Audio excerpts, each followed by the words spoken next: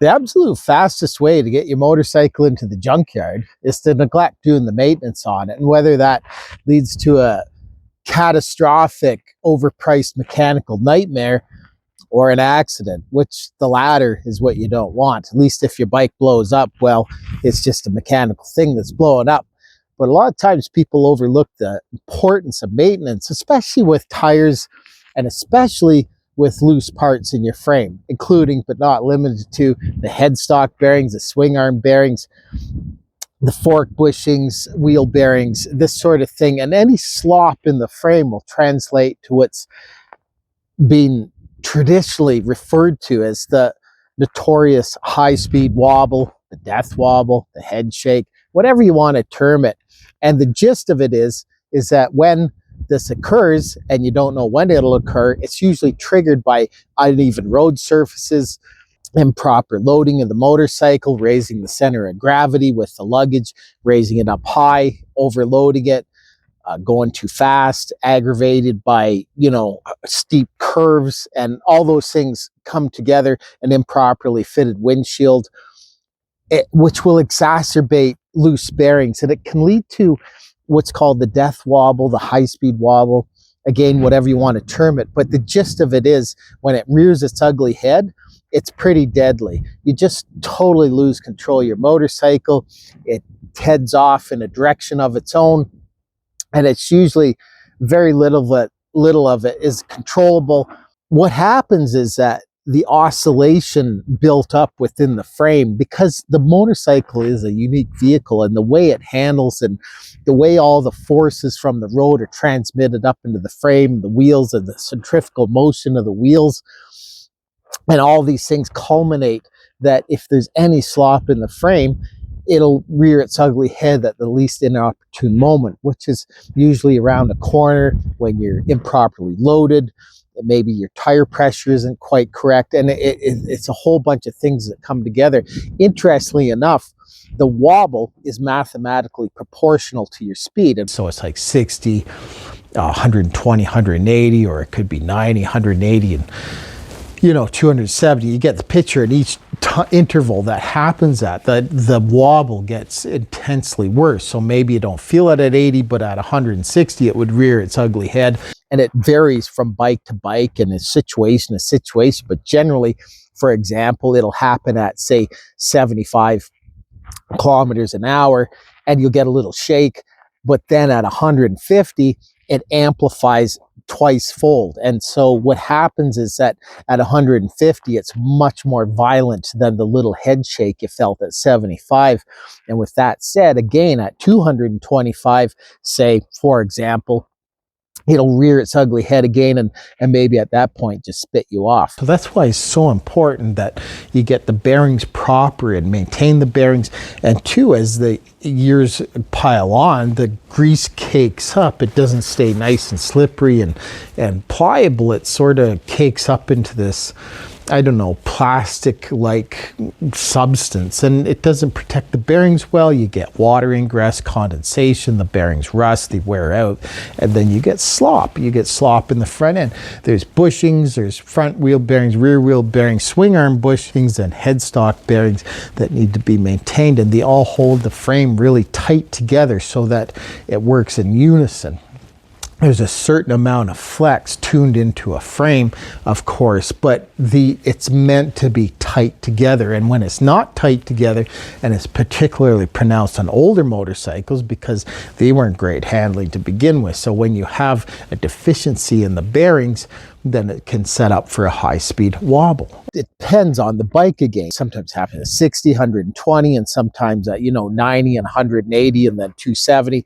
But it's mathematically proportional. It's the amplitude in the frame that culminates and comes together just the right conditions, and it's aggravated and usually the root cause of it is slop in your frame. And that's due to loose swing arm bearings, wheel bearings, loose spokes, loose headstock bearings.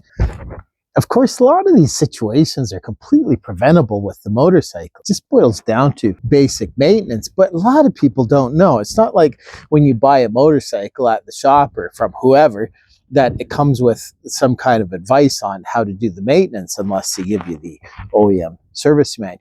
But both in your owner's manual and your service manual, you'll find a schedule of all the maintenance that needs to be done. So adhere to it wisely. The infamous death wobble, as it's called, it's a real thing. The OEM service manual is invaluable. It's like your Bible to your motorcycle. It has all the specs in it. There's aftermarket manuals out there, but they're not as detailed and they're not as thorough as the OEM manual, say from Kawasaki, Honda, or what have you. This is a 1976 Kawasaki KZ750B model, twin, two-cylinder, air-cooled, dual overhead cam. This is a 2008 ZG 1400 Kawasaki Concourse, four-cylinder, dual overhead cam, variable valve timing, etc., etc. Anyways, both my motorcycles, very nice bikes. I like them both for different reasons, but the thing they have both in common are bearing failure. Not right now, because I do the maintenance on it, of course. This old bike, if you'll notice, it's got, you know, standard upright forks, but the steering bearings are up in this part, and then the wheel bearings are also suspect. And on these old bikes, actually, oddly enough, there's no fork bushings in here. Like this modern bike, it has fork bushings and these upside down forks, which you can and should replace from periodically from time to time. But it's still got wheel bearings. It's got the steering head bearings way up here, buried behind the plastic.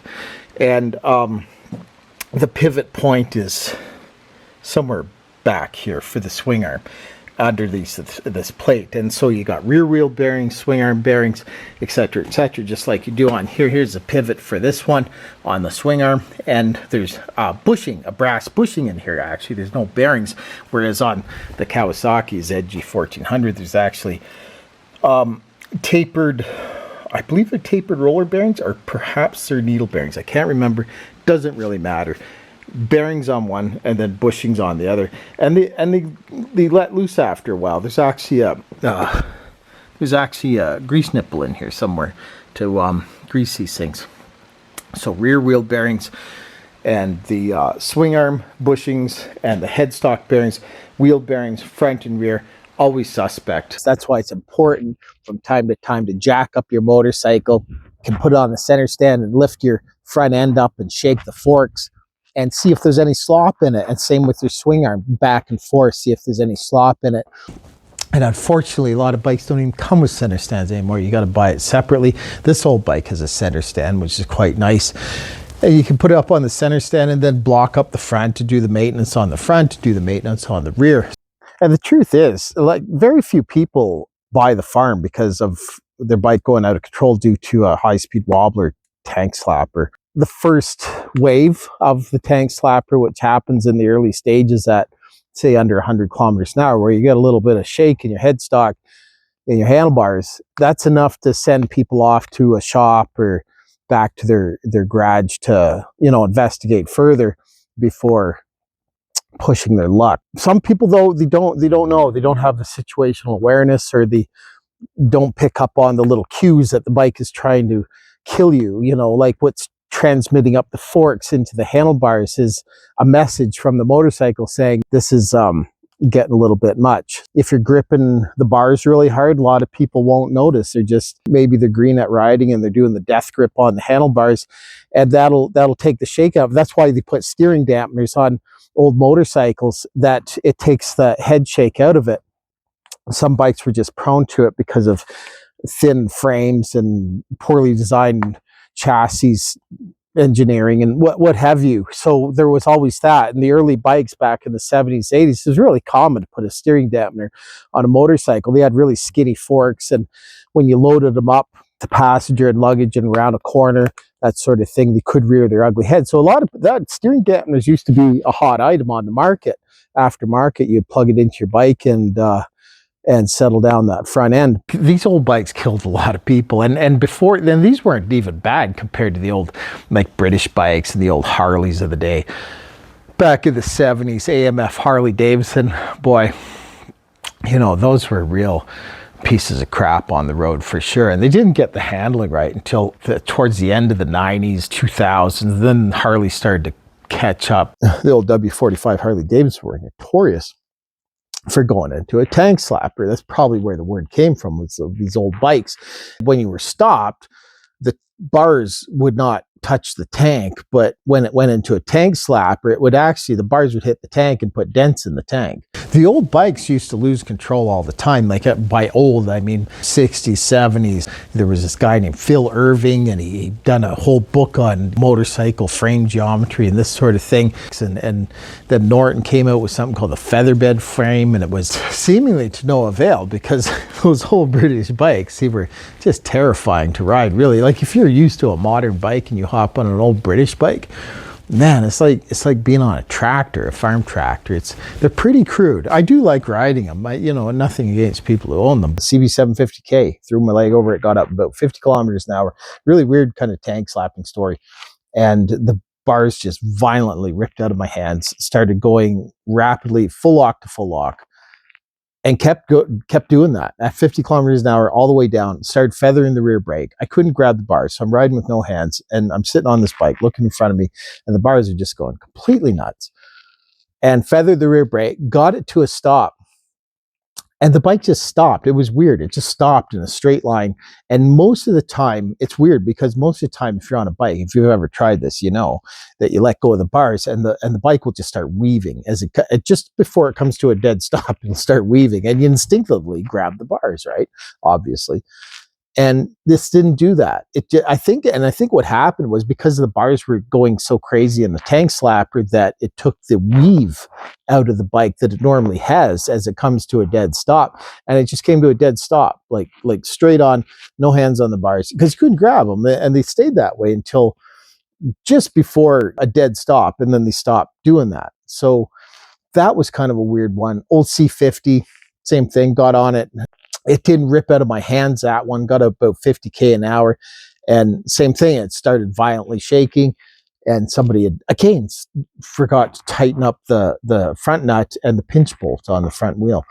So that one worked out a little better. And I suspect because the C50 was a little beefier for sure in the construction of the frame and the wheels and whatnot. Maybe a heavier front end, so it didn't have a tendency to, I don't know. I'm just guessing. I digress. Those couple of instances are ones that I vividly remember. So I have experienced these tank slappers, and fortunately at speeds under, 50k an hour, which is about 30 miles an hour. Tell you, when it happens at speed, if you're doing 150 kilometers an hour, man, it's a whole different world. It's mostly predominantly in street bikes, and the way to get out of it, you either accelerate out of it or you hit the brakes and come out of it. And if you have a hint at some shake in your front bars, then it's usually an indication that there's some slop in the front end. If under acceleration it happens, it's usually slop in the rear end. And be aware that a lot of tires these days are particularly crap, and so they feather. So you get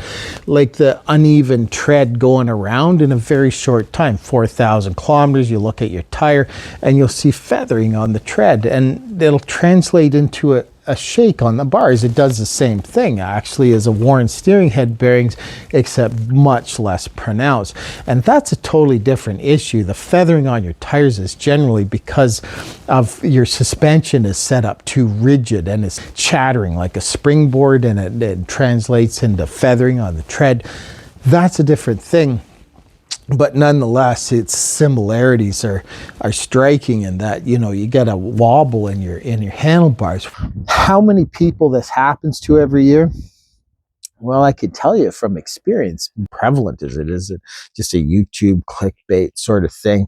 And the answer is not really. It does happen. It's sort of like the lottery. You probably won't win, but you might. And your chances of winning are much better than the lottery, or losing, depending on how you look at it. There was a report called the Hurt Report back in the late 70s where they took something like a sample of 2,000 motorcycle accidents, and correlated it to the causes, and done a bit of investigation of it. It was called the Hurt Report after a professor of the same name, I believe. I'm a little fuzzy on the details, so off the top of my head.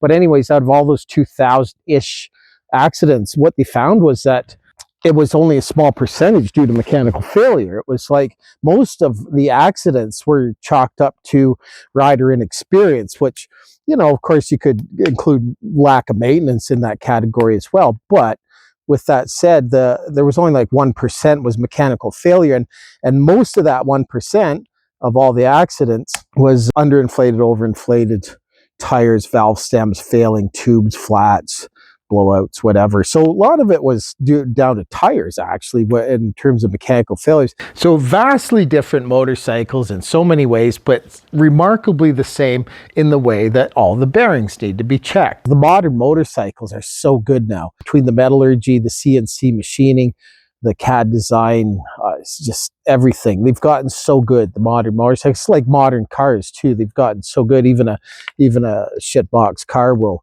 be amazing to drive compared to an old Toyota Tercel, for example, from the 80s, early 80s. On these bikes, if you've ever seen somebody pull a wheelie and they go into this crazy death wobble on a new modern GSX-R 1000, something like that, you think, well, what the hell was that? Because it's either because the tire was underinflated or you had slop in the rear swing arms. It's so important that you maintain the rigidity of the motorcycle as designed for the maximum safety. It's not always that if you have a looseness in the frame, you're going to instantly die. It's just that depending on where you live and how you ride and how fast you go and what kind of bike you got one of these or an old bike.